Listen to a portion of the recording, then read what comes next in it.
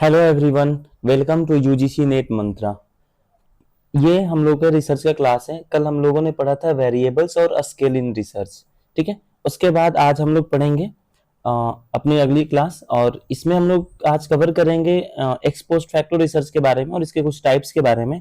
उसके बाद हम लोग देखेंगे स्टेप्स इन रिसर्च, और आज की क्लास की जो सबसे इंपॉर्टेंट टॉपिक रहने वाली है वो हम लोग पढ़ेंगे पॉपुलेशन एंड सैंपलिंग, और फिर उसमें सेंट्रल टेंडेंसी को पढ़ेंगे, उसके ग्राफ्स को पढ़ेंगे और कुछ फॉर्मूलाज को पढ़ेंगे, ठीक है। तो आज की क्लास थोड़ी सी लंबी होने वाली है, तो चलिए स्टार्ट करते हैं। बात कर रहे हैं एक्स पोस्ट फैक्टो रिसर्च की, ठीक है। इसके बारे में हम लोगों ने पहले भी पढ़ रखा है। एक्स पोस्ट फैक्टो रिसर्च का मतलब होता है कि एक ऐसा फैक्टर जो कि क्या हो, पहले से ही पोस्टेड हो। एक ऐसा फैक्टर जो कि क्या हो, पहले से ही पोस्टेड हो। जैसे इसमें क्या होता है कि किसी खास समूह के बारे में स्टडी की जाती है, और उस खास समूह के किसी खास गुण पे हम लोग क्या करते हैं, उसकी गुणों का स्टडी करते हैं और उसकी प्रक्रिया का प्रतिक्रिया का अध्ययन करते हैं। और ये जो गुण होते हैं वो पहले से ही उसमें क्या होते हैं, मौजूद रहते हैं, ठीक है। जैसे बात कर रहे हैं मोटे लोगों पे स्टडी करने की, ठीक है, कि मोटे लोगों पे हमें अध्ययन करना है कि भाई मोटे लोगों का वजन कैसे बढ़ रहा है फिर कैसे घटता है। तो मैंने क्या किया कि 5 लोगों को पकड़ के लाया, ठीक है। 5 लोगों को बुला लिए हम अपने रिसर्च के लिए सैंपलिंग में, और 5 लोगों पे मैंने क्या करना शुरू किया, रिसर्च करना शुरू किया। तो ये जो 5 लोग बुलाए थे मैंने, वो पांचों के पांचों मोटे लोग थे, ठीक है। और इनके स्टडी करना इनके मोटाई पे। तो ये जो मोटाई है पहले से अवेलेबल है। ऐसा नहीं कि मैंने इन 5 लोगों को बुलाया, एकदम दुबले पतले थे, फिर इन्हें खिलाया पिलाया, फिर मोटा किया और फिर इन पे स्टडी करना है। ऐसा नहीं होता है, ठीक है। हम लोग क्या करें कि जिस क्वालिटी पे हमें स्टडी करनी है वो क्वालिटी पहले से ही क्या हो, उनमें अवेलेबल हो, और वैसे लोगों पे जब हम लोग रिसर्च करते हैं तो इसी को हम लोग बोलते हैं x post facto research. Clear है। एक्स पोस्ट फैक्टो रिसर्च को कॉजुअल कॉम्परेटिव रिसर्च भी बोलते हैं, कि क्या कारण है और उन कारणों का क्या करते हैं हम लोग, कंपेरेटिव स्टडी करते हैं, ठीक है। इसे कॉजुअल कॉम्परेटिव स्टडी के नाम से भी जानते हैं। इसे क्वासी एक्सपेरिमेंटल रिसर्च भी बोलते हैं। क्वासी एक्सपेरिमेंटल, क्वासी का मतलब होता है अधूरा। तब देखिए क्वालिटी तो पहले से अवेलेबल है, मतलब आधा काम हम लोग का क्या हो चुका है, पहले से ही हो चुका है, इसलिए हम लोग इसे क्या बोलते हैं, क्वासी एक्सपेरिमेंटल रिसर्च बोलते हैं, ठीक है। एक टर्म आता है कोरिलेशन इन रिसर्च, ठीक है। रिसर्च के अंदर हम लोग रिलेशन पढ़ते हैं, ठीक है। वो रहा कि रिलेशन बिटवीन टू और मोर वेरिएबल्स। वेरिएबल्स हम लोग कल के क्लास में पढ़े थे। तो जब दो या दो से अधिक वेरिएबल्स के बीच में रिलेशन को हम लोग स्टडी करते हैं तो इसी को हम लोग बोलते हैं कोरिलेशन रिसर्च, ठीक है। अब देखिए कोरिलेशन रिसर्च कितने प्रकार के होते हैं, यहाँ से हम क्वेश्चन पूछ लिए जाते हैं।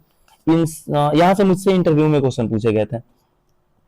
देखते हैं क्या है। बोला कि पॉजिटिव कोरिलेशन, एक तो होता है पॉजिटिव कोरिलेशन, एक होता है निगेटिव कोरिलेशन, और एक होता है नो रिलेशन, ठीक है। पॉजिटिव कोरिलेशन क्या होता है, इसे हम लोग +1 से डिनोट करते हैं। निगेटिव कोरिलेशन को हम लोग -1 से डिनोट करते हैं, और नो रिलेशन को हम लोग 0 से डिनोट करते हैं, ठीक है। तो अब बात कर लेते हैं पॉजिटिव कोरिलेशन। बोल रहे कि जब दो वेरिएबल्स का मान लेते हैं हम लोग स्टडी कर रहे हैं, और दोनों एक सिमिलर वे में अपना रिएक्शन दिखा रहा है, ठीक है। तो इसी को हम लोग बोलते हैं पॉजिटिव कोरिलेशन। जैसे अगर एक के मान बढ़ने से दूसरे का मान भी बढ़ रहा है, इसको हम लोग बोलते हैं पॉजिटिव कोरिलेशन। एक के मान घटने से दूसरे का मान घट रहा है, इसे भी हम लोग बोलते हैं पॉजिटिव कोरिलेशन। मतलब कि जैसा पहला विचार, पहला जिस प्रकार से पहले में चेंजेस आ रहे हैं उसी प्रकार से दूसरे में भी चेंजेस आ रहे हैं, ठीक है। तो इसी को हम लोग क्या बोलते हैं, पॉजिटिव कोरिलेशन बोलते हैं। निगेटिव कोरिलेशन किसे बोलते हैं, जब एक का मान बढ़ रहा है और तो दूसरे का मान क्या हो रहा है, घट रहा है, ठीक है। एक का मान घट रहा है तो दूसरे का मान क्या हो रहा है, बढ़ रहा है। मतलब यहाँ पे क्या दिख रहा है, उल्टा दिखा रहे हैं, उल्टे रिलेशंस में चल रहे हैं ये लोग, ठीक है। इसे हम लोग बोलते हैं निगेटिव कोरिलेशन। जैसे अगर बात करें फ्रेंडशिप की, तो फ्रेंडशिप कैसी होती है, पॉजिटिव कोरिलेशन होती है। फ्रेंड्स में देखते हैं हम लोग कि एक फ्रेंड ग्रो कर रहा है तो उसके साथ साथ उसका दोस्त भी, उसका पूरा ग्रुप भी क्या करता है, ग्रो करता है। देखते हैं हम लोग कि एक दोस्त के पास प्रॉब्लम आती है तो सब लोग क्या हो जाते हैं, थोड़ा सा दुखी हो जाते हैं, ठीक है। तो ये होता है पॉजिटिव कोरिलेशन। लेकिन हम लोग जब दुश्मनी की बात करें, जब दो लोग दुश्मन हो तो एक की हैप्पीनेस बढ़ती है तो दूसरी की हैप्पीनेस क्या हो जाती है, कम हो जाती है, और एक की हैप्पीनेस कम होती है तो दूसरे की हैप्पीनेस क्या हो जाती है, बढ़ जाती है। तो इसे ही हम लोग बोलते हैं पॉजिटिव कोरिलेशन और निगेटिव कोरिलेशन। एक होता है नो रिलेशन। नो रिलेशन में क्या होता है कि there are no relation between variables, variables के बीच में कोई संबंध नहीं होता है, तो इसे हम लोग बोलते हैं नो रिलेशन। जैसे आज जो है धूप बहुत ज्यादा है, ठीक है, जिसकी वजह से मेरे घर में आज कुछ अच्छा खाना पका है। तो धूप का और खाना पकाने का कोई रिलेशन नहीं है, ठीक है, इसे हम लोग बोल सकते हैं कि ये नो रिलेशन। समझ में आ गया? तो ये था दो टर्म्स जो बचे हुए थे कल के क्लास में। कल मैंने इन सबको भी रिकॉर्ड किया था पर रिकॉर्डिंग स्टार्ट ही नहीं हुई थी, अब इसलिए कल आप लोगों को छोटा क्लास मिला था। चलिए स्टार्ट करते हैं। आपको क्लास कैसी लग रही है? अगर क्लासेस अच्छे लग रहे हैं तो प्लीज चैनल को सब्सक्राइब कर लीजिएगा। आगे देखते हैं हम लोग, अगला जो टॉपिक है वो है स्टेप्स इन रिसर्च, ठीक है।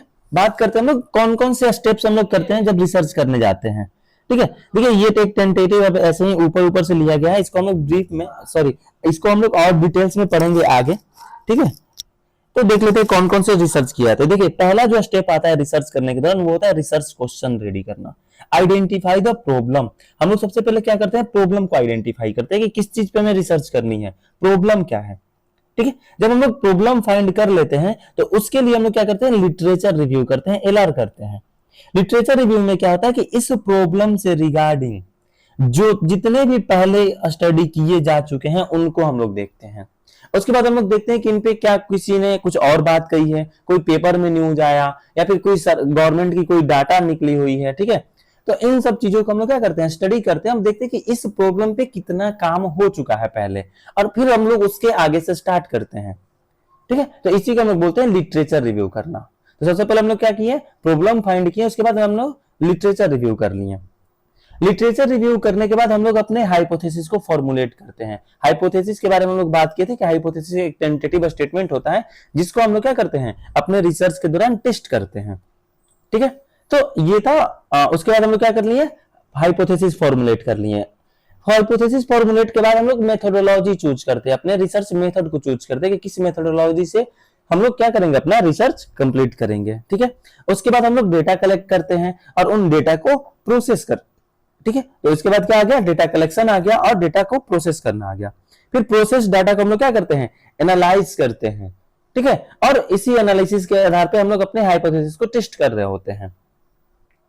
क्लियर हो गया? हाइपोथेसिस टेस्टिंग करने के बाद हम लोग क्या करते हैं, जनरलाइज्ड आउटकम निकाल लेते हैं और उसके बाद हम लोग लास्ट में रिपोर्ट राइटिंग करते हैं, ठीक है। तो ये कुछ स्टेप्स हैं रिसर्च के अंदर, इसको आप लोग ध्यान रख लीजिएगा। यहां से क्वेश्चन बनते हैं अरेंजिंग में, ठीक है, सीक्वेंस अरेंज करने के लिए क्वेश्चन यहां से बन जाते हैं। आगे देखते हैं हम लोग इंटरव्यू। कुछ और टर्म्स हैं, इनको देख लेते हैं एक करके। देखिए बात करें इंटरव्यू क्या है। इंटरव्यू हमारे रिसर्च में एक डेटा कलेक्शन का मेथड होता है, ठीक है, जिससे हम क्या करते हैं, क्वालिटेटिव डेटा लेते हैं। जैसे हमें किसी टॉपिक पे बात करनी है, उस टॉपिक के स्पेशलिस्ट से बात कर सकते हैं, या फिर उस टॉपिक से रिगार्डिंग जो भी लोग हैं, जो जनता है, उनसे हम लोग बात करते हैं, जो अधिकारी हैं उनसे हम लोग बात करते हैं, और अलग अलग लोगों से बात करके हम लोग क्या करते हैं, डेटा इकट्ठा करते हैं। तो इसे हम लोग बोलते हैं इंटरव्यू, ठीक है। इंटरव्यू कैसा है, ये क्वालिटेटिव डेटा को इकट्ठा करता है। उसके बाद हम लोग बात करते हैं फोकस ग्रुप। देखिए फोकस ग्रुप क्या होता है कि a group of people 6 to 12 with common quality. कुछ कॉमन क्वालिटी के 6 से 12 लोगों का एक ग्रुप होता है जिससे हम लोग क्या करते रहते हैं, हम लोग अपने रिसर्च के लिए डेटा लेते रहते हैं। तो इसी को हम लोग बोलते हैं फोकस ग्रुप। और यहां से भी हमें कैसी डाटा मिलती है, यहां से हमें क्वालिटेटिव डाटा मिलती है। क्लियर हो गया होगा? आगे देखते हैं हम लोग सर्वे मेथड। देखिए सर्वे मेथड भी डेटा कलेक्शन का ही मेथड है, मेथड ऑफ गैदरिंग डेटा, ठीक है। और इसमें क्या होता है कि इसमें क्वालिटेटिव और क्वांटिटेटिव दोनों प्रकार के डेटा इकट्ठा किए जाते हैं। बात करें तो हम लोग इंटरव्यू और फोकस ग्रुप से, यहाँ केवल और केवल क्वालिटेटिव डेटा ले रहे थे, लेकिन जब बात हम लोग करते हैं सर्वे मेथड की, तो यहाँ पे हम लोग क्वालिटेटिव डेटा और क्वांटिटेटिव दोनों डेटा प्राप्त करते हैं, ठीक है। इसमें क्या होता है, ऑनलाइन सर्वे के माध्यम से हम लोग कर सकते हैं। जैसे आप लोग सुने होंगे कि थोड़ा गूगल फॉर्म भर देना है, ठीक है, या फिर एड आता है, जैसे यूट्यूब देखते रहते हैं वहां पे एड आता है सर्वे का। ये सब क्या होता है, ऑनलाइन सर्वे हो गया। उसके बाद होता है पेपर सर्वे। पेपर सर्वे में क्या होता है कि आपसे रेटिंग ले ली जाती है। जैसे आप किसी होटल में गए हैं खाना खाने, उसके बाद खाना खाने के बाद आपको बिल दिया गया और वहां पे एक रेटिंग कार्ड दे दिया गया कि आप इसे फिल कर दीजिएगा प्लीज, कि आपको खाना कैसे लगा, ठीक है, आप कितना सेटिस्फाई हैं, क्या कुछ कमी था, ऐसे। तो ये क्या हो गया, ये पेपर सर्वे हो जाता है। तो दोनों प्रकार के सर्वे करके हम क्या करते हैं, डेटा गैदर करते हैं, ठीक है। उसके बाद हम लोग एक टर्म देखते हैं क्वेश्चनायर इन सर्वे। सर्वे के लिए हम लोग क्या करते हैं, क्वेश्चनायर बनाते हैं। देखिए क्वेश्चनायर क्या होता है, कुछ क्वेश्चंस का ग्रुप होता है, ठीक है। जैसे मान लेते हैं 5 या 10 क्वेश्चन हमने अपने रिसर्च के लिए रेडी किया, जो भी क्वेश्चन बन सकते थे वैसे, और उन क्वेश्चन को हम लोग क्या कर रहे हैं, जाके किसी से ना किसी से पूछ रहे हैं। तो जो क्वेश्चन का ग्रुप है उसी को हम लोग बोलते हैं क्वेश्चनायर। अभी जो क्वेश्चनायर बनाते हैं हम लोग वो दो प्रकार के हो सकते हैं, ओपन एंडेड भी हो सकते हैं और क्लोज एंडेड भी हो सकते हैं।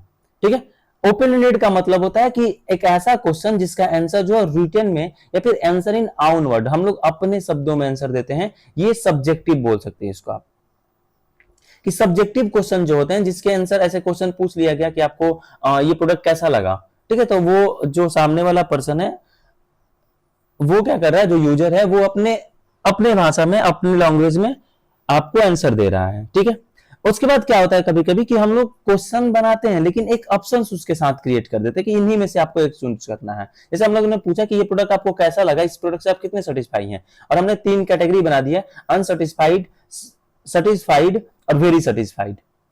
ठीक है, तो इस प्रकार से आप क्या करेगा, वो 3 में से ही चूज कर सकता है, बल्कि अपने बातों को नहीं रख सकता है वहां पे।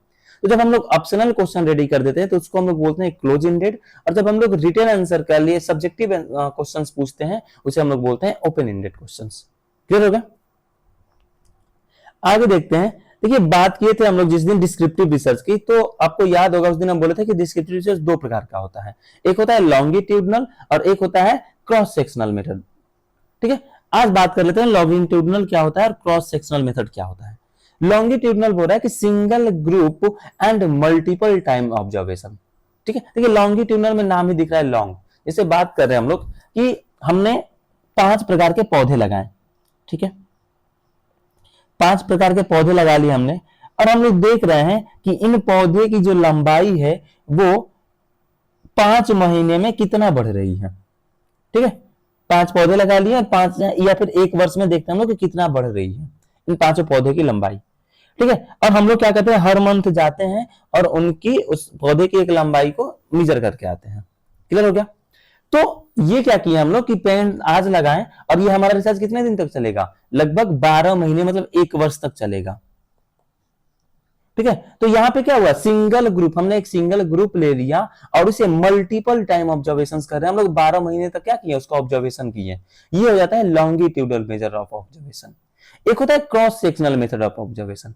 हमने क्या किया कि 5 पौधे ना लेके हम लोग क्या किए कि 5 प्रकार के 1 महीने के एक पौधे लेके आ गए 5 का, फिर 2 महीने के पौधे खरीद के लेके आ गए 5, फिर 3 महीने के लेके आ गए, फिर ऐसे करके इन्हीं पौधे के 12 महीने तक के पौधे लेके आ गए, और उन सबको एक साथ ही मेजर कर लिया कि भाई 1 महीने में इसका हाइट जो है वो 1 फीट था, 2 महीने में इसका हाइट जो है वो 1.5 फीट हो गया है, 3 महीने में इसका हाइट जो है वो 2 फीट हो गया है।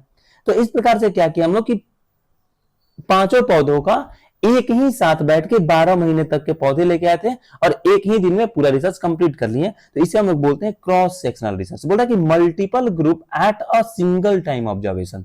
इसमें क्या होता है कि मल्टीपल ग्रुप्स होते हैं और सिंगल टाइम ऑब्जर्वेशन होता है। क्लियर हो गया? तो ये थे लॉन्गिट्यूडनल मेथड ऑफ ऑब्जर्वेशन और cross sectional method of observation. जैसे हम लोग क्या, एक और एग्जांपल समझ लीजिए कि हम एक लड़के को लेके आते हैं कि भाई चलो नाइजीरिया का एक बच्चा है और देखते हैं कि इसका हाइट जो है वो 5 साल से लेके और 10 साल तक कितना बढ़ता है। ठीक है, तो ये करने के लिए हम लोग ने क्या किया, एक बच्चे को लेके आया और देखना शुरू किया कि 5 वर्ष का है तब इसका हाइट कितना है, 6 वर्ष का है तो कितना हुआ, 7 वर्ष का है तो कितना हुआ। और हमने क्या किया कि 5 वर्ष के कुछ बच्चों को पकड़ लिया, 6 वर्ष के कुछ बच्चों को पकड़ लिया, एक साथ ही 10 वर्ष के तो बच्चों को पकड़ लिया। ठीक है, और उनको लाके एक बार में ही क्या कर लिया, हम लोग मेजर कर लिए। तो ये हो जाएगा हमारा क्रॉस सेक्शनल। और अगर हम लोग 5 साल तक एक ही बच्चे को देख रहे हैं तो इसको हम लोग बोलेंगे longitudinal method of research. Clear हो गया? तो ये था अभी तक का। अब हम लोग देखेंगे आज सैंपलिंग और पॉपुलेशन के बारे में। अब हम लोग बात करेंगे पॉपुलेशन क्या होता है और सैंपलिंग क्या होता है। ठीक है, तो अभी फिलहाल हम लोग पॉपुलेशन की बात करते हैं कि क्या होता है पॉपुलेशन। तो ये population it is the entire group, ठीक है, दैट इज यूर स्टडी। बोला कि एक पूरा का पूरा ग्रुप होता है जिसे आपको क्या करना होता है, स्टडी करना होता है। इसे ही हम लोग बोलते हैं पॉपुलेशन। जैसे मान लेते हैं कि हमें क्या करना है कि किसी बिहार राज्य के जनता पे कोई स्टडी करना है, तो बिहार राज्य पे हमें स्टडी करनी है, तो इसके लिए मुझे जो डेटा लेना होगा वो बिहार के लोगों से लेना होगा। तो मेरे लिए तो बिहार के पूरे लोग क्या हो जाएंगे, सैंपल बन जाएंगे। पूरे लोग क्या होंगे, जरूरी हो जाएंगे जिनसे मुझे क्या करना है, डेटा लेना है। ठीक है, तो जब हम लोग पूरे लोगों की, पूरे इंटायर ग्रुप की बात करते हैं तो इसे ही हम लोग बोलते हैं पॉपुलेशन। अब हम लोग बात करें सैंपल किसे बोलते हैं, अ स्पेसिफिक ग्रुप जिससे आप डेटा लेंगे। तो देखिए बात करें तो हम लोग बिहार की, तो बिहार के सभी लोगों से मिल पाना और उनसे डेटा लेना संभव तो है नहीं एक रिसर्च में। तो हम लोग क्या करते हैं कि हर बिहार के हर डिस्ट्रिक्ट से कुछ लोगों को ले लेते हैं, ठीक है, और वहां उनसे हम लोग क्या करते हैं, अपने डेटा को लेते हैं। तो ये जो हर डिस्ट्रिक्ट से कुछ लोगों को लिए, ये हमारा क्या हो गया, स्पेसिफिक ग्रुप हो गया। और इसे ही हम लोग क्या बोलते हैं, सैंपल बोलते हैं। मतलब पॉपुलेशन जैसे बड़े ग्रुप से हम लोग एक छोटा ग्रुप जब निकाल लेते हैं जो कि इस पूरे ग्रुप का प्रतिनिधित्व कर रहा हो लगभग, ठीक है, तो इसे ही हम लोग बोलते हैं सैंपल। और इस प्रक्रिया को हम लोग बोलते हैं सैंपलिंग। क्लियर है? तो कुछ खास नहीं था इसमें, पॉपुलेशन एंड सैंपल नॉर्मल सी चीजें हैं। देखिए जब हम लोग पॉपुलेशन स्टडी करते हैं तो हम लोग इसे बोलते हैं पैरामीटर निकल के आया, लेकिन जब हम लोग सैंपल स्टडी करते हैं तो इसे हम लोग बोलते हैं स्टैटिक्स। ठीक है, तो इन बातों को ध्यान रखिए, यहां से क्वेश्चन बन चुका है कि पॉपुलेशन स्टडी को क्या बोलते हैं हम लोग, पैरामीटर बोलते हैं, जबकि जब हम लोग सैंपल स्टडी करते हैं तो इसे हम लोग बोलते हैं स्टैटिक्स। आपको पता है एक ऐसा स्टडी होता है भारत में जिसमें पूरे पॉपुलेशन को हम लोग स्टडी करते हैं, भारत के एक एक जनता की स्टडी करते हैं, वो होता है जनगणना। ठीक है, जब जनगणना होती है तो इसमें क्या होती है, पूरे के पूरे लोगों पर स्टडी की जाती है, एक एक लोग पे, तो इसे हम लोग बोलते हैं पैरामीटर स्टडी। ठीक है, लेकिन जब कोई रिसर्चर रिसर्च करता है तो वो पूरे पॉपुलेशन पर रिसर्च ना करके बल्कि उस पॉपुलेशन को क्या करता है कि उस पॉपुलेशन को वो डिनोट करने वाले कुछ ले लेते हैं, कुछ लोगों को उसी में से, और फिर उनसे अपना रिसर्च करता है, तो इसको हम लोग बोलते हैं सैंपल स्टडी। क्लियर है? आगे देखते हैं, एक टर्म आता है मेजर ऑफ सेंट्रल टेंडेंसी का। एक मिनट रुकिएगा, हम लोग बात कर रहे थे मेजर ऑफ सेंट्रल टेंडेंसी की। देखिए बात करें सेंट्रल टेंडेंसी होते क्या है, सेंट्रल टेंडेंसी का मतलब हम लोग ये देखते हैं कि जो हमारा पूरा का पूरा डेटा सेट है वो किस एक बिंदु पे आके टिक रहा है, उसका सेंटर क्या बन रहा है। ठीक है, जब इसे हम लोग मापना शुरू करते हैं तो इसके बारे में हम लोग पता चलता है कि अगर हम पूरे डेटा का मीन पता कर लें या एवरेज पता कर लें तो उसे हम लोग बोल सकते हैं कि यही क्या है, सेंट्रल टेंडेंसी है। ठीक है, तो मेजर ऑफ सेंट्रल टेंडेंसी में क्या होता है कि यह डेटा सेट का पूरा केंद्र दिखाता है। ठीक है, एक टर्म आता है वेरिएबिलिटी का। वेरिएबिलिटी क्या होता है कि यह डेटा सेट का फैलाव या विचलन दिखाता है। ठीक है, जितना अधिक एवरेज से तुलना करेंगे वो क्या करते हैं इसमें हम लोग कि जब हम लोग को वेरिएबल, सॉरी ये गलत लिखा गया है, जिसमें हम लोग क्या करते हैं कि डेटा सेट के फैलाव या विचलन को देखते हैं, और इसमें क्या करते हैं हम लोग देखते हैं कि जो हमारा एवरेज है, ठीक है, जैसे मान लेते हैं कि एक डेटा सेट है तो इसका केंद्र यहाँ पे है, तो हम लोग देखते हैं कि इसका फैलाव इधर कितना है और यहां से इधर कितना है, इसी को हम लोग बोलते हैं वेरिएबिलिटी।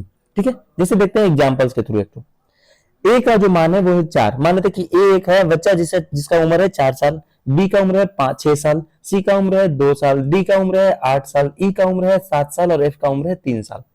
जब हम लोग इसका सेंट्रल टेंडेंसी करेंगे, इसका मतलब इसका क्या निकालेंगे, हम लोग एवरेज निकालेंगे। तो एवरेज निकालने के लिए हम लोग क्या करते हैं, सभी डेटा को जोड़ लेते हैं और फिर जितने नंबर्स ऑफ डेटा है उनसे क्या कर लेते हैं, उससे भाग दे देते हैं। ठीक है, तो देखिए यहाँ पे 4 + 6 + 2 + 8 + 7 + 3 को जोड़ लिए, और ये कितने डेटा सेट है, तो कोई 6 डेटा सेट है, 6 से हम लोग डिवाइड कर दिए, तो सबको अगर जोड़ेंगे तो इसका मान आ जाएगा 30, और 30 को जब 6 से डिवाइड करते हैं तो कितना आता है, ये आ जाएगा 5। ठीक है, अब यहाँ पे हम लोग निकालते हैं वेरिएबिलिटी सबकी। तो ये क्या था हमारा, ये तो था सेंट्रल टेंडेंसी, इस डेटा सेट का सेंट्रल सॉरी, इस डेटा सेट का ये क्या था, सेंट्रल टेंडेंसी था। ठीक है, जिसमें हम लोग एवरेज निकाले। अब बात करते हैं इसकी हम लोग वेरिएबिलिटी की। तो वेरिएबिलिटी सबकी अलग अलग निकलती है। ठीक है, जैसे देखिए इसमें वेरिएबिलिटी निकालने के लिए हम क्या करेंगे, एवरेज से तुलना करेंगे। अब देखिए ए की बात करते हैं, तो एवरेज कितना है हमारा 5 है, और ए का मान कितना है 4 है, मतलब ए की जो वेरिएबिलिटी है वो -1 है, 5 से 1 क्या है, कम है ये। ठीक है, वैसे ही बात करते हैं लोग बी की, तो एवरेज हमारा 5 है और बी का मान 6 आ रहा है, मतलब ये एक क्या है, ज्यादा है, मतलब बी की जो वेरिएबिलिटी है वो +1 है। सी की मान 2 है, एवरेज 5 था, तो सी की जो वेरिएबिलिटी आएगी वो 5 से 3 कम होगी, मतलब कि -3 है। वैसे हम लोग डी का देखते हैं, डी 8 है तो डी का +3 है, ई 7 है, ई का +2 है, और एफ 3 है तो 5 से 2 कम है, मतलब एफ का मान -2 है। ठीक है, इन वेरिएबिलिटी का एक और पर्पस होता है, एक और क्वालिटी होती है, वो होती है कि the sum of deviation is 0। ये जो डेविएशन है, जो वेरिएबिलिटी है, ठीक है, इनका जब हम लोग सम करते हैं तो ये हमेशा क्या आता है, 0 आता है। ठीक है, जैसे देखते हैं -1 +1 एक दूसरे से क्या हो गया, कट गया। ठीक है, -3 और +3 एक दूसरे से कट गया, +2 और -2 एक दूसरे से कट गया। तो सबको अगर हम लोग जोड़ेंगे तो इसको, इसका मान क्या आएगा, 0 आता है। तो इसको ध्यान रखिएगा, जो सम ऑफ डेविएशन होता है या जो सम ऑफ वेरिएबिलिटी होती है उसकी मान कितनी आती है, हमेशा उसका मान आता है हमेशा 0। क्लियर है। अब आगे देखते हैं हम लोग बात कर रहे हैं सेंट्रल टेंडेंसी, कितने प्रकार के सेंट्रल टेंडेंसी हम लोग निकालते हैं। ठीक है, सेंट्रल टेंडेंसी हम लोग मेनली 3 प्रकार के निकालते हैं, मीन के माध्यम से, मोड के माध्यम से और मीडियन के माध्यम से। ठीक है, माध्य, बहुलक और माध्यक के माध्यम से। ठीक है, अब देखते हैं एक एक करके हम लोग। आज बात करेंगे हम लोग normal and non normal distribution की। ठीक है, नॉर्मल डिस्ट्रीब्यूशन क्या होता है और नॉन नॉर्मल डिस्ट्रीब्यूशन क्या होता है, इसमें हम लोग देखेंगे सबसे पहले फ्रीक्वेंसी डिस्ट्रीब्यूशन। ठीक है, फ्रीक्वेंसी डिस्ट्रीब्यूशन की बात करें तो इसमें हम लोग देखते हैं कि कोई भी डेटा सेट का फ्रीक्वेंसी क्या है, कौन सा डेटा कितनी बार आ रहा है। ठीक है, कौन सा नंबर जितना बार आएगा उसी को हम लोग उसकी क्या बोलते हैं, फ्रीक्वेंसी बोलते हैं। ठीक है, जैसे यहाँ पे एक डेटा सेट है जिसमें ए का मान 5 है, बी का मान 5 है, सी का मान 5 है, डी का मान भी 5 है और ई का मान 4 है और एफ का मान 6 है। ठीक है, मतलब 5 यहाँ पे कितनी बार आ गया, 5 हम लोग देख रहे हैं कि 4 बार आया है। 4 कितने बार आया है, तो 1 बार आया है। और 6 कितनी बार आया है, तो ये 1 बार आया है। इसका जो फ्रीक्वेंसी का ग्राफ बनेगा वो कुछ इस प्रकार से बनेगा। यहाँ पे हम लोग ग्राफ को समझ लेते हैं। देखिए फ्रीक्वेंसी का ग्राफ कैसे बनेगा, हम लोग बात कर रहे हैं 1 की। क्या इसमें एक हम लोग ऐसे ग्राफ बना लिए जिसमें हम लोग यहाँ पे नंबर्स डिनोट किए नीचे वाले पे कि कौन सा नंबर आ रहा है। तो चूंकि यहाँ पे मैक्सिमम 6 था तो हम लोग 7 तक ले लिए हैं। ठीक है, और कौन कितनी बार आ रहा है यहाँ पे हम लोग मेजर करेंगे। ठीक है, ऊपर की तरफ। अब देखिए यहाँ पे 1 कितनी बार आ रहा है, तो 1 0 बार आ रहा है और यहाँ पे आपको भी पता है ये 0 लाइन है तो 1 0 पे हो जाएगा।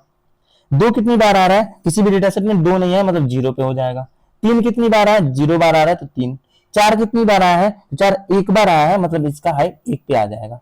ठीक है, ये 1 पे हो गया। 5 कितनी बार आया है, तो 5 जो है 1 2 3 4 बार आया है। ठीक है, तो 5 कहाँ आ जाएगा, यहाँ पे आ जाएगा, ये 5 का है। 6 कितनी बार आया है, तो 1 बार आया है तो ये हो जाएगा 6 का। अब जब ये बिंदु हमें प्राप्त हो गए, ठीक है, ये जो सभी बिंदु प्राप्त हो गए, 7 कितनी बार आया, तो 7 1 0 बार आया मतलब एक बिंदु ऐसे, तो हम लोग इस लाइन को मिला लेते हैं। ठीक है, तो ये हमारा क्या बन गया, ये हमारा फ्रीक्वेंसी डिस्ट्रीब्यूशन का ग्राफ बन गया। ठीक है, हालांकि ये इस ग्राफ से क्वेश्चन नहीं बनता है, इसे बस समझ लेना था आपको कि फ्रीक्वेंसी डिस्ट्रीब्यूशन क्या होती है। ठीक है, आगे देखते हैं हम लोग नॉर्मल डिस्ट्रीब्यूशन।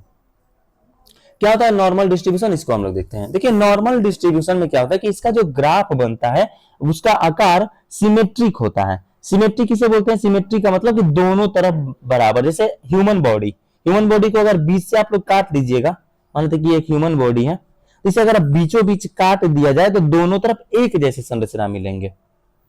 ठीक है, तो इसी को हम लोग क्या बोलते हैं, ये सिमेट्रिक है। जैसे हम लोग जब अल्फाबेट्स पढ़ते हैं तो उसमें भी देखते हैं कौन सा सिमेट्रिक होता है। जैसे अगर बात करें हम लोग ए की, तो ए को अगर बीच से डिवाइड किया जाए ऐसे तो ये क्या हो जाएगा, सिमेट्रिक मिलेगा, दोनों तरफ एक जैसे मिलेंगे।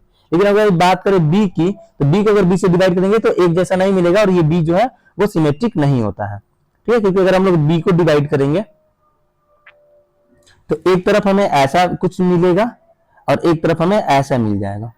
ठीक है, तो ये क्या हो जाएगा, ये सिमेट्रिक नहीं होता है। तो जो नॉर्मल डिस्ट्रीब्यूशन होते हैं वो कैसे होते हैं, आकार में सिमेट्रिक होते हैं। पहले चीज तो आपको ये याद रख लेनी है। ठीक है, नॉर्मल डिस्ट्रीब्यूशन को हम लोग बेल कर्व बोलते हैं। बेल कर्व क्यों बोलते हैं, देखिए बेल का मतलब होता है घंटी, तो ये जो डिस्ट्रीब्यूशन होता है ये घंटी के आकार का होता है। ठीक है, इसलिए इसे क्या बोलते हैं हम लोग, बेल कर्व बोलते हैं। बेस्ड ऑन इनफाइनाइट वैल्यू, जितने ज्यादा नंबर ऑफ डेटा सेट रहेंगे, जैसे डेटा सेट जितना बड़ा रहेगा आपका उतना ही अच्छा क्या बनेगा, आपका बेल कर्व बनेगा। ठीक है, जैसे मान लेते कि एक फ्रीक्वेंसी की बात कर रहे थे, तो यहाँ पे हम लोग कितने डेटा सेट लिए हैं, ऊपर में देखें हम लोग मात्र 6 डेटा सेट लिए हैं, तो ये हमने बेल कर्व जैसा नहीं मिल रही है। पर सोचिए कि इनफाइनाइट नंबर ऑफ डेटा होते हैं, अनगिनत मतलब कि असंख्य डेटा होता जिसमें 0 भी आता, 0.1 भी आता, 0.2 भी आता, 1 आता, 2 आता, ऐसे करके हम लोग सब लोग आते रहते। ठीक है, सारे नंबर्स। तो फिर पता चलता कि ग्रुप जो हमारा ये जो ग्राफ बनता वो ऐसे 0 से ही स्टार्ट होता, धीरे धीरे उठते हुए चला जाता ऊपर की तरफ और फिर ऐसे धीरे धीरे झुकते फिर नीचे आ जाता। तो इस प्रकार से फ्रीक्वेंसी डिस्ट्रीब्यूशन बनता। ठीक है, तो ये नॉर्मल डिस्ट्रीब्यूशन। नॉर्मल डिस्ट्रीब्यूशन किस चीज पे बेस्ड होता है, ये इनफाइनाइट डेटा पे, इनफाइनाइट वैल्यूज पे बेस्ड होता है। इसे हम लोग the law of large number भी बोलते हैं। इस चीज पे जितने लार्ज नंबर रहेंगे, जितने मैक्सिमम नंबर्स रहेंगे, उसी को हम लोग क्या बोलते हैं, उसी को हम लोग बोलेंगे कि वो नॉर्मल डिस्ट्रीब्यूशन है, वो सिमेट्रिक है। ठीक है, अब देखिए जो सिमेट्रिक होते हैं या तो जो नॉर्मल डिस्ट्रीब्यूशन के ग्राफ होते हैं, इसमें मीन, मीडियन और मोड, ये जो सेंट्रल टेंडेंसी की बात हो रही है, ये तीनों के तीनों बीच में होते हैं। एक लाइन आपको ये याद रखना है, ये तीनों के तीनों कहां होते हैं, बीच में होते हैं। क्लियर हो गया? तो उसके बाद हम लोग देखते हैं, कुछ बात करते हैं क्वार्टाइल्स नॉर्मल डिस्ट्रीब्यूशन। कौन कौन से क्वार्टाइल्स होते हैं? देखिए 3 लाइन हम लोग ड्रॉ करेंगे, 3 line and divided into 4 parts. जब हम लोग एक नॉर्मल डिस्ट्रीब्यूशन के ग्राफ को लेके इसको 3 भाग में से डिवाइड करते हैं तो कितने पार्ट्स हमें मिल जाते हैं? भाग 1, भाग 2, भाग 3 और भाग 4। ठीक है, 4 भाग हमें प्राप्त होते हैं और चारों के चारों इक्वल होते हैं। ठीक है, 25-25% हमको चार को दे देंगे। ठीक है, अब देखिए फर्स्ट जो क्वार्टाइल है इसे बोलते हैं क्वार्टाइल 1 और ये लोअर क्वार्टाइल कहलाता है। जो सेकंड क्वार्टाइल है इसे हम लोग बोलते हैं क्वार्टाइल 2 और ये मीडियन क्वार्टाइल बताता है। ठीक है, और थर्ड क्वार्टाइल को हम लोग बोलते हैं क्वार्टाइल 3 और ये अपर क्वार्टाइल होता है। ठीक है, तो बस इतना याद रखें कि 3 क्वार्टाइल्स होते हैं यहाँ पे। आगे हम लोग देखते हैं,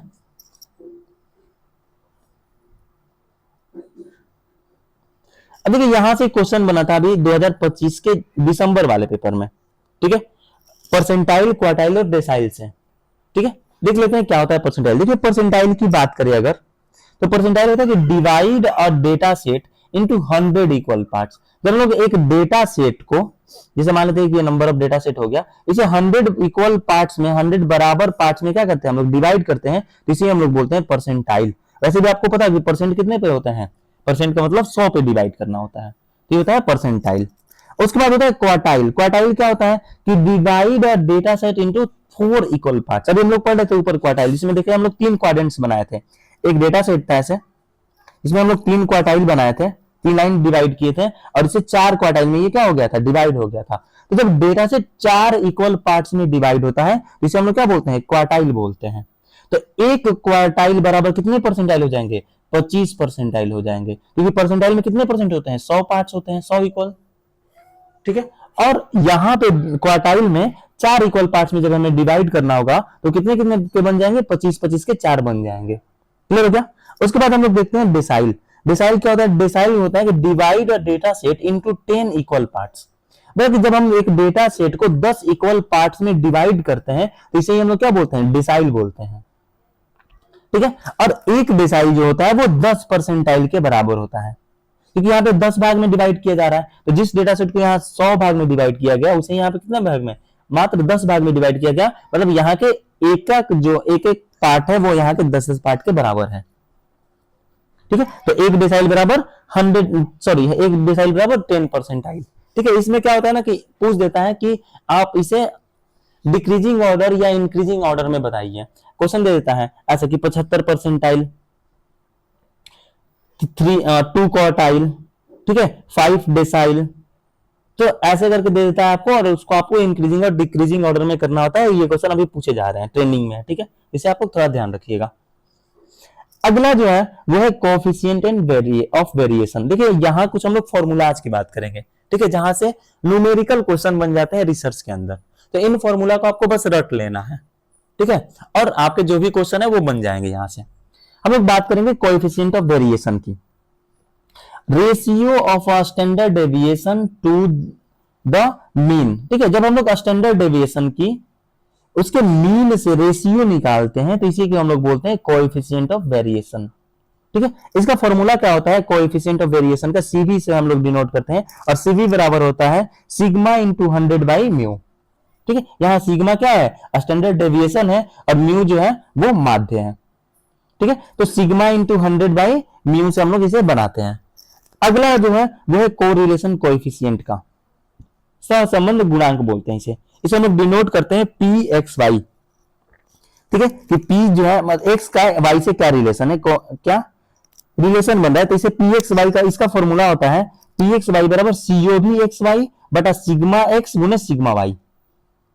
ठीक है, सीओ भी एक्स वाई बटा में सिग्मा एक्स गुने सिग्मा वाई। ठीक है, अब इसके देखेंगे हम लोग आगे एग्जांपल्स, तो वहां पे आपको क्लियर हो जाएगा। और तीसरा जो फॉर्मूला हम लोग देखेंगे वो ऐसा कुछ बना था, अब ये भी हमको लग रहा है दिसंबर 2024 या फिर जून 2024, इन दोनों में से किसी एक में बना था। ठीक है, इसमें ऐसा ऐसा क्वेश्चन दे दिया था और मैचिंग में क्वेश्चन बनाने के लिए दिया था। ठीक है, यहाँ पे एक म्यू का मान दे देता है आपको और यहाँ पे एक मान ये से दे देता है। ठीक है, यहाँ पे आपको सिग्मा निकालना होता है, तो सिग्मा बराबर होता है रूट अंडर इसका स्क्वायर माइनस म्यू का स्क्वायर। ठीक है, 1/n इंटू, अब देखिए इसका थोड़ा सा एक देख लेते हैं। यहाँ पे आपको म्यू का मान दिया है 5। ठीक है, और ये जो सम ऑफ डेविएशंस का स्क्वायर है, ठीक है, इसका जो दिया हुआ है वो दिया है 61। तो जब हम लोग को यहाँ सिग्मा का मान निकालना होता है तो सिग्मा के बराबर हो जाता है, यहाँ पे ये फॉर्मूला लगाएंगे हम लोग, और रूट अंडर 61 माइनस 5 के स्क्वायर। ठीक है, रूट अंडर 61 माइनस 5 के स्क्वायर करेंगे तो रूट अंडर 36 हो जाएगा, उसका मान कितना हो जाता है, 6 हो जाता है। ठीक है, तो इन तीनों फॉर्मूलाज को बस आपको रट लेना है, इन्हीं तीनों फॉर्मूला से क्वेश्चन बनते हैं। सिग्मा सीबी बराबर sigma into 100 by mu, P X Y बराबर सीओबी एक्स वाई बटा सिग्मा एक्स गुने सिग्मा वाई, और एक फॉर्मूला ये, सॉरी देखिए तीनों पे यहाँ पे क्वेश्चन बनाया गया है, जहां सिग्मा का मान दिया हुआ है, ठीक है, एक्स का मान दिया हुआ है, और यहाँ पे कोएफिशिएंट ऑफ वेरिएशन निकालना है। तो सीबी बराबर क्या निकालते हैं लोग, सिग्मा गुने 100 बाई एक्स। ठीक है, और इसका मान जब लोग निकालेंगे 3.7 इंटू 100 बाई 20, इसका मान आ जाएगा 18.5। ठीक है, उसके बाद सीओबी का मान दिया है, COV X Y equal to 18, sigma X बराबर 4 और सिग्मा वाई बराबर ये, तो कोरिलेशन कोएफिशिएंट निकालना है, पी एक्स वाई निकालना है, जिसका मान होता है सीओबी बाई सिग्मा एक्स गुने सिग्मा वाई। ठीक है, तो इसका मान ऐसे हम लोग निकाल लेते हैं। ठीक है, तो इन क्वेश्चन को आप लोग एक बार प्रैक्टिस कर लीजिएगा, इन फॉर्मूलाज को देख लीजिएगा, यहां से क्वेश्चन एक क्वेश्चन बन जा रहे हैं लगभग रिसर्च में।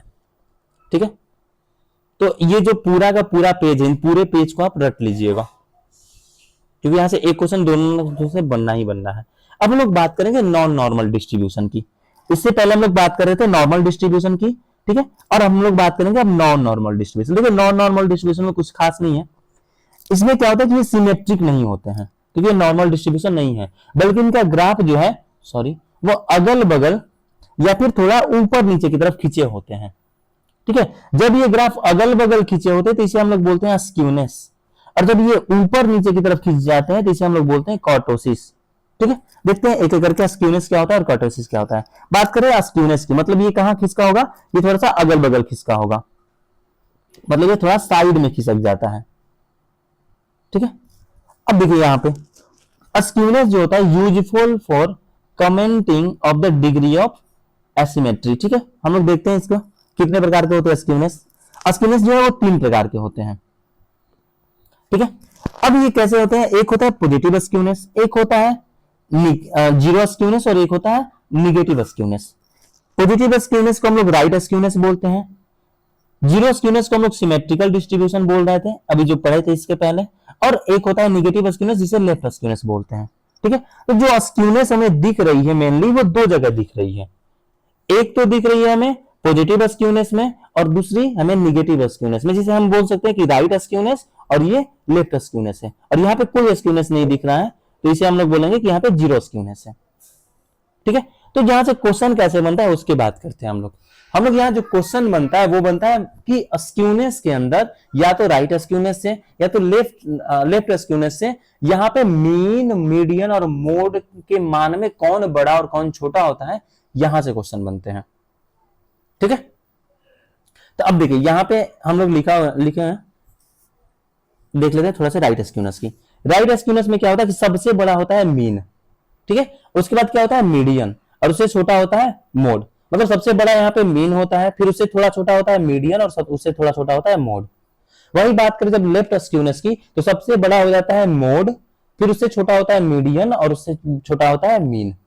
तो यहाँ पे एक चीज हम लोग देख रहे हैं, याद कैसे रखेंगे। देखिए मीडियन हमेशा बीच में आ रहा है, चेंज कौन हो रहे हैं, तो मोड और मीन चेंज हो रहे हैं। यहाँ पे मीन और मोड एक दूसरे से एक्सचेंज हो जा रहे हैं।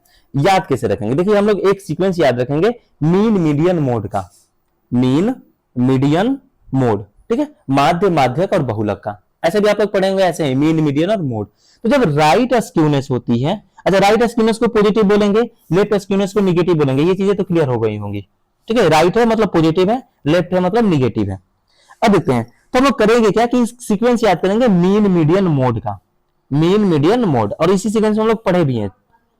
तो जब राइट स्क्यूनेस होगा तो हम लोग क्या करेंगे, राइट साइड से लिखना शुरू करेंगे, दाएं से, मीन, मीडियन और मोड, ठीक है। लेकिन जब बात होगी लेफ्ट स्क्यूनेस की तो हम लोग लेफ्ट साइड से लिखना शुरू करेंगे, मीन, मीडियन और मोड, और हमेशा एक जैसे छोटे से बड़े की तरफ हम लोग चलते जाएंगे, छोटे से कहां जाएंगे, बड़े की तरफ चलेंगे। तो ऐसे आप रख सकते हैं, इसे आप याद रख सकते हैं इसको, ठीक है। तो हमेशा याद क्या करना है आपको कि अगर राइट स्क्यूनेस है तो हम लोग राइट से शुरू करेंगे, सबसे पहले होगा मीन, फिर होगा मीडियन और फिर होगा मोड, ठीक है। और यहाँ पे बढ़ते क्रम में चले जाएंगे। तो मोड क्या, सॉरी मीन क्या हो जाएगा, यहाँ पे राइट स्क्यूनेस में सबसे बड़ा होता है। तो राइट स्क्यूनेस के अंदर मीन सबसे बड़ा होता है, जबकि लेफ्ट स्क्यूनेस के अंदर मोड सबसे बड़ा होता है, ठीक है। राइट स्क्यूनेस में मोड सबसे छोटा होता है और लेफ्ट स्क्यूनेस में मीन सबसे छोटा होता है। क्लियर हो गया। तो यहां से क्वेश्चन बनते हैं और इन चीजों, इन दोनों टर्म को याद रखिएगा, क्योंकि स्क्यूनेस के जो क्वेश्चन बनेंगे वो यहीं से बनते हैं। अब हम लोग बात करते हैं कर्टोसिस की। ये हम लोग स्क्यूनेस की बात की है कि जब थोड़ा सा अगल बगल या फिर जब साइड में खिसक जाता है, जैसे अगर आप लोग ग्राफ देखेंगे तो ये जो है डाटा ऐसे गया और थोड़ा सा इधर लंबा हो गया है, ठीक है। इसे हम लोग क्या बोलेंगे, राइट स्क्यूनेस, राइट साइड में इधर क्या हो गया है, ये स्क्यूनेस आ गया है, खिसक गया है, लंबा खिंच गया है। और यहां पर हम लोग देखेंगे तो इधर तो खड़ा है लेकिन इधर क्या हो चुका है, थोड़ा फैल गया है, ठीक है। तो इसे हम लोग क्या बोलेंगे, लेफ्ट साइड में फैल गया, मतलब ये लेफ्ट स्क्यूनेस है। क्लियर हो गया। नेक्स्ट देखते हैं हम लोग, बात करें कर्टोसिस की। क्या होता है कर्टोसिस, देखिए कर्टोसिस भी 3 प्रकार के होते हैं। क्या होता है, एक होता है लिपोकर्टिक, एक होता है मेसोकर्टिक और एक होता है प्लेटिकर्टिक। लिपोकर्टिक हम लोग डिनोट करते हैं +3 से, मेसोकर्टिक हम लोग 3 बोलते हैं और प्लेटिकर्टिक हम लोग 3- से डिनोट करते हैं, ठीक है। देखते हैं कौन कौन से होते हैं। देखिए लेपोकर्टिक का कौन सा है, तो लेपोकर्टिक सबसे ऊंचा वाला है, जो नॉर्मल डिस्ट्रीब्यूशन है उसे दिखाया गया आपको ग्रीन से,